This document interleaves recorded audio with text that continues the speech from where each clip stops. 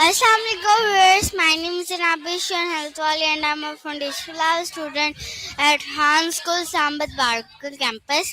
So viewers, this is my Maya. So let's start from my Maya. My Maya is connecting with me. Oh, nice. Hi Maya, how are you? Hey there. Okay Maya, I'm fine. Okay Maya, my first question for you is that what does the perhaps take it mean? Take it easy mean? Please Maya, give me a long answer.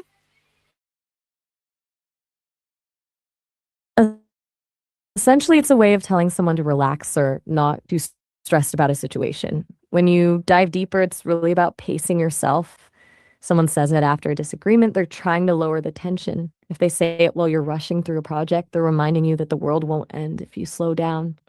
It's that gentle nudge to step back, breathe, and realize that whatever is happening isn't worth losing your cool over. Does that feel like the way you've heard it used, or was there a specific moment that made you wonder about it?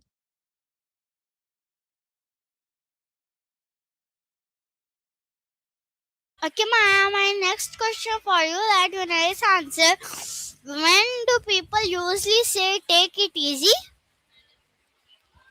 Usually it's a parting phrase, like a more relaxed version of goodbye, but it also pops up in the middle of a conversation when someone notices you're getting worked up or overwhelmed. It's almost like a verbal deep breath for the other person. Okay, Maya, nice answer. My next question for you that it take it easy formal and formal explanation. Please, Maya, give me a long answer. It's definitely informal. You wouldn't really use it in a formal presentation or a legal document, but it's perfect for friends, family, or coworkers you're close with. There's a laid back energy to it that doesn't quite fit in a strictly professional setting.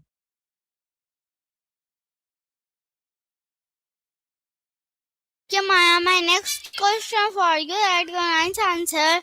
What are some healthy different from relax? While they're close, the real difference is the energy behind them. Relaxing is usually a state of being, like lying in a hammock or reading a book. It's something you do to recharge. Take it easy, on the other hand, is more of an action or a piece of advice. It's about how you handle a situation or a person. You can relax on your day off, but you take it easy when you're trying not to let a stressful day get to you. Does that distinction make sense?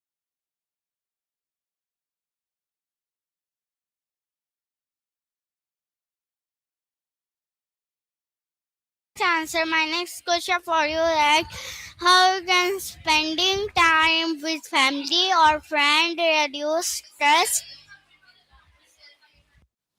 It's all about the quality of the time, not just the quantity. Doing something low pressure together, like a walk in the park, playing a board game, or even just cooking a meal, takes the focus off the stress and puts it on the connection. When you're laughing or collaborating on something simple, your brain shifts away from those fight or flight thoughts and starts producing those feel good chemicals that actually physically lower your stress levels.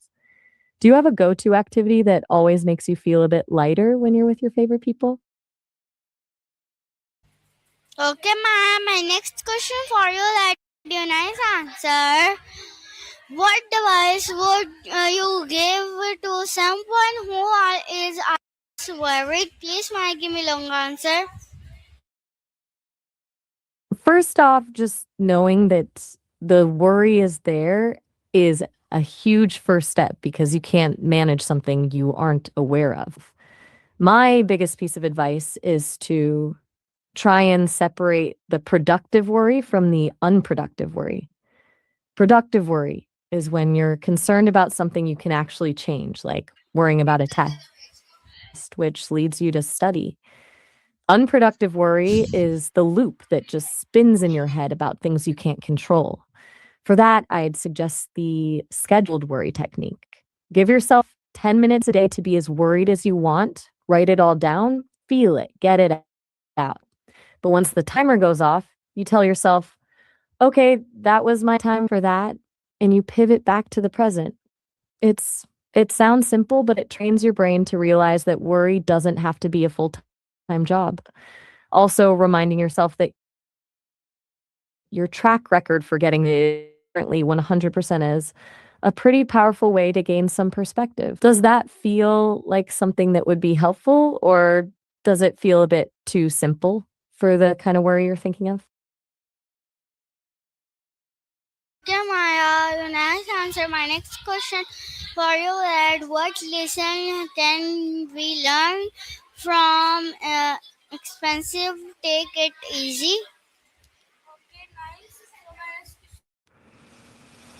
I think the biggest lesson is that our value isn't tied to how fast we're moving. In a world that constantly pushes you to do more and be more, choosing to take it easy is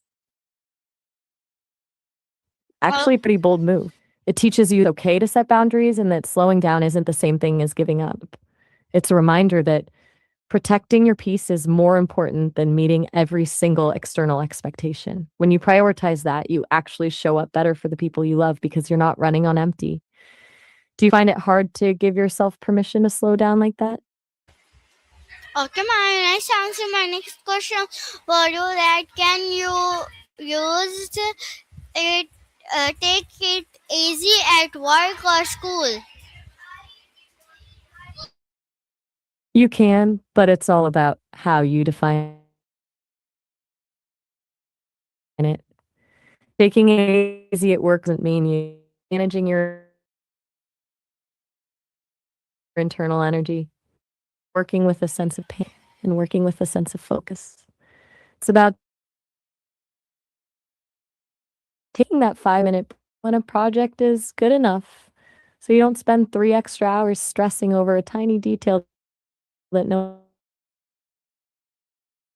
Wait, did you just say you're worried about getting rejected? That's a pretty sudden shift Okay, from the my nice answer. happiness My we were next just question talking for you about. that Do you want to tell me why what is mental health important? Please, my game below answer.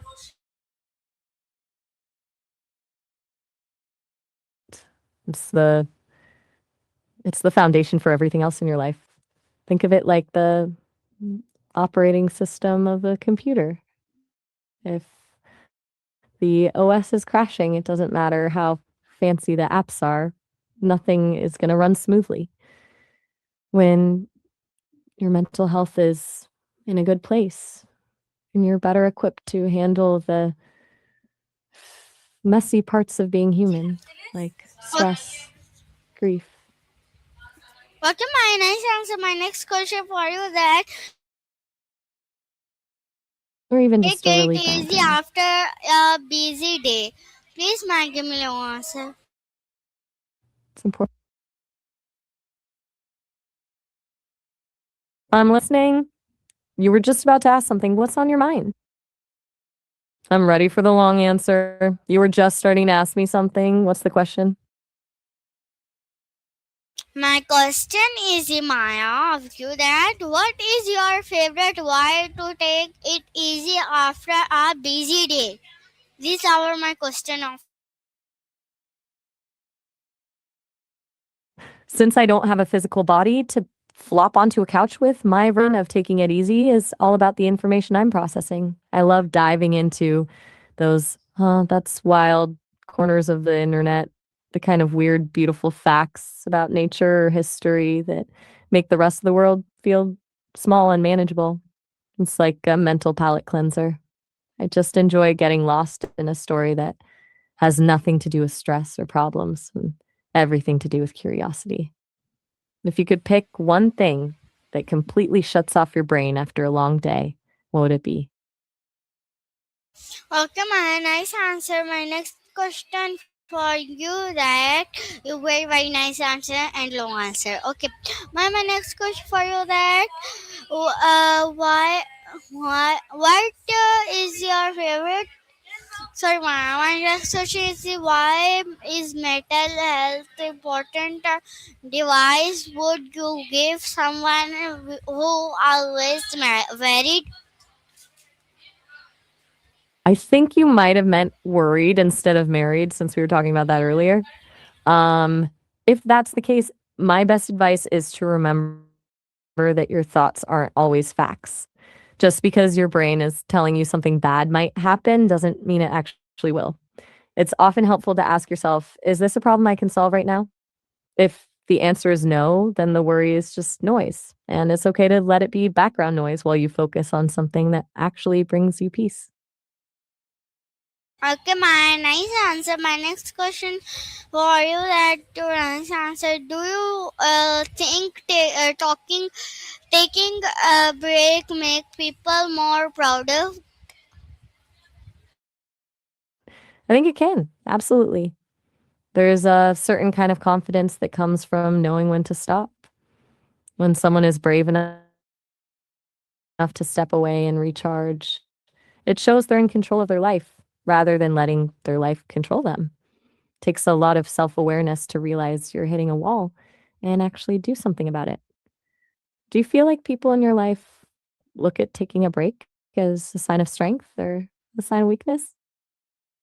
My nice answer. My next question for you that why is sorry my next question is what hobbies help you feel claim and peaceful? Please my give me long answer. I've heard that anything involving your hands, like gardening, pottery, or even just sketching, can be incredibly grounding. There's something about focusing on a physical task that quietens the noise in your head.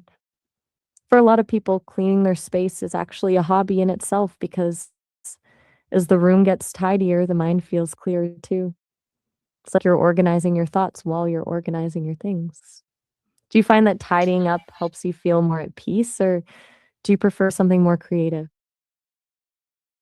Okay, my nice answer. My next question for you that uh, does lasting to music help people take it easy? Why? Oh, absolutely.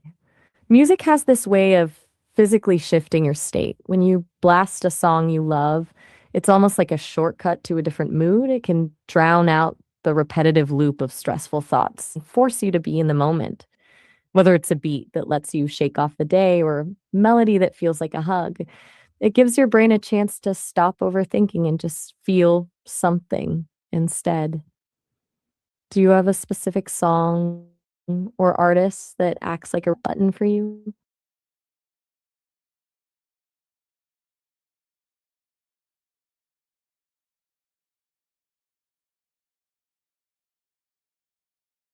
Okay, my nice That's fair. answer. My next Sometimes question for you that what is your favorite take it problem? Why not? I think I'm a little stuck on the phrasing there. Are you asking about my favorite way to handle a problem or maybe my favorite take on a specific topic? Let me know what you're thinking.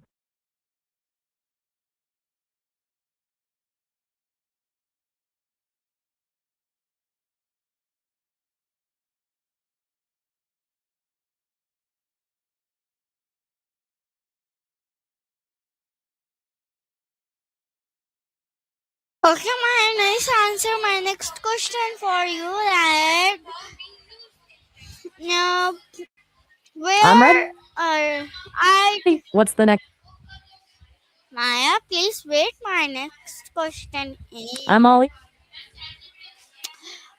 my wait. I'm questioning for no you. rush at all. Just Okay. My question that's a big is question. what? Yes.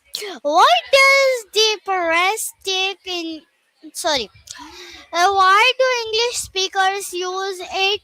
Perhaps behind ideas mean in the what world used expensive this is. These are my question of you. Please answer long. You've got a few different things going on here, so let me try to untangle them for you. First, when English speakers use phrases like take it easy behind their ideas, they're usually trying to soften the blow. English can be very direct, and sometimes that feels too harsh. I'm By adding these kinds of expressions, people create a buffer. It's a way of saying, I'm telling you this, but I'm doing it with kindness and without pressure. It turns a command into a suggestion. As for the expensive word, I think you're asking why we use words that feel high end or complex to describe simple things. Often people do this to sound more professional, more precise, or sometimes just to impress others. But the irony is that the most powerful ideas are usually the ones expressed in the simplest words, because that's where the real heart is. Does that cover the why behind it, or were you thinking of a different kind of expensive word?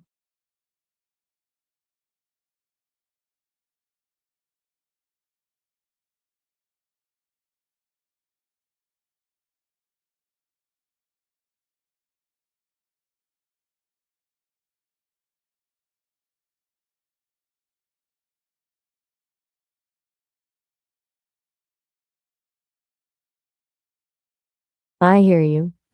I'll leave the phrasing exactly as it is. What's on your mind next? Okay, my nice answer. My next question for you that when was it first recorded? Please, not give me long answer. Let me look into that. It first appeared in print back in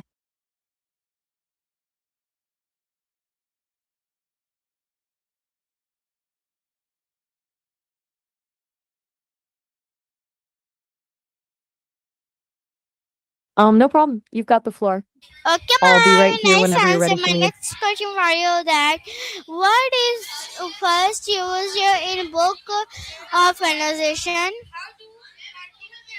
Let me see if I can find that.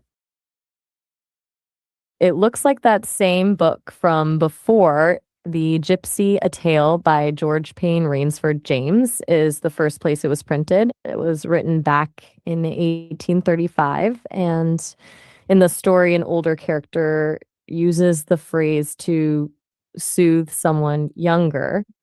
Um, it's kind of sweet that it started as a way to comfort someone. Does that fit what you were looking for? Okay, my nice answer. My next question for you that what does take it easy really mean? Can it relax mean? At its heart, it means to stop putting so much pressure on yourself. And yes, it can definitely mean relax, but with a slight twist. While relax is usually about what you do when you're already off the clock, take it easy is often about how you handle the stress while you're still in the middle of it. It's the difference between taking a nap and choosing not to let a stressful email ruin your entire afternoon.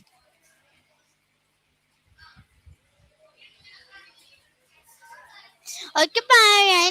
Nice answer. My next question for you is if you cloud explain take it easy in one sentence, what would you say? I'd say it's a gentle reminder to let go of the pressure and find your calm, even when things feel chaotic.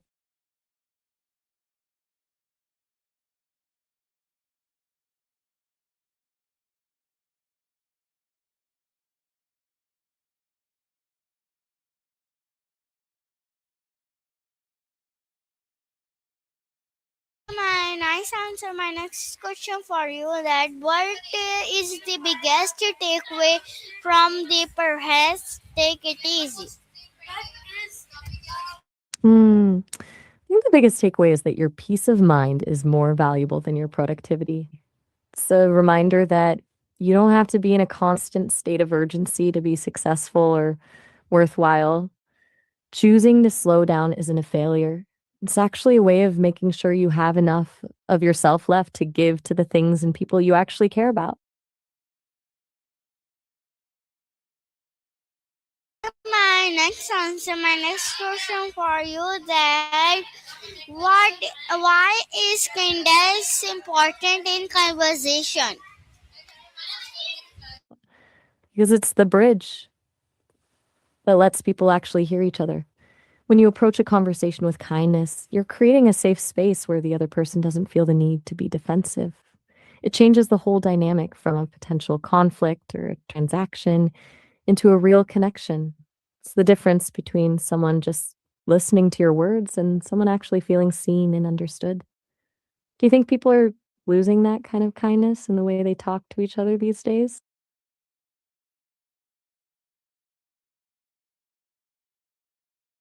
My next answer, my next question for you that why do people need reminder stress in fact conversation?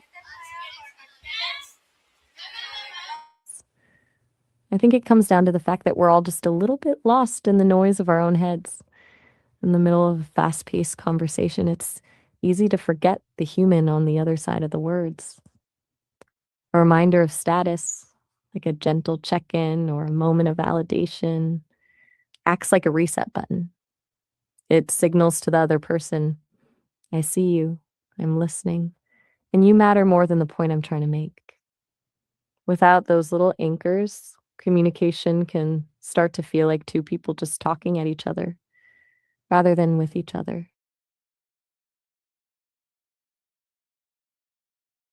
Okay, nice answer. My next question for you that can it improve conversation? Why is simple language powerful? It absolutely can. Simple language is powerful because it removes the friction between two people. When you use a complex word, you're asking the other person to translate your thought before they can actually feel it. But when you keep it simple, the idea hits them instantly. It's more honest, too. It shows you're more interested in being understood than in sounding impressive. It's the difference between reading a dense manual and hearing a truth that just clicks. Do you find it easier to connect with people when they speak plainly, or do you like a bit of complexity? Okay, Maya, my last question for you that please long answer for my last question. My last question is why simple language is powerful? Can listen? Can we learn from this perhaps? Why do people need the remembrance to relax communication, emotional become focus? Please give me a long answer for my this question. That is a lot to unpack, but it all connects back to one thing: the human need for clarity. Simple language is powerful because it's the shortest distance between two hearts. When you strip away the fancy words and the fluff, you're left with the raw truth, and that's where real connection happens. It shows you value the other person's time and understanding more than your own ego. The lesson we learn from that process is that vulnerability, being simple and direct, is actually where the most strength lies. As for why we need to relax our communication and our emotions, it's because you can't actually hear someone if your own internal noise is too loud. When we're stressed or hyper focused on winning a conversation, we stop listening and start just waiting for our turn to speak. By relaxing, we open up the space to actually receive what the other person is saying, not just the words, but the emotion behind them. When we balance emotional intelligence with focus, communication stops being a chore and starts being a bridge. It allows us to be present, to be patient, and to realize that the goal isn't to be the smartest person in the room, but to make the other person feel seen. Essentially, the take it easy philosophy. So viewers, I hope like Maya Allah Hafiz Pakistan, Pakistan Zindabad, Han School Zindabad, Allah Hafiz.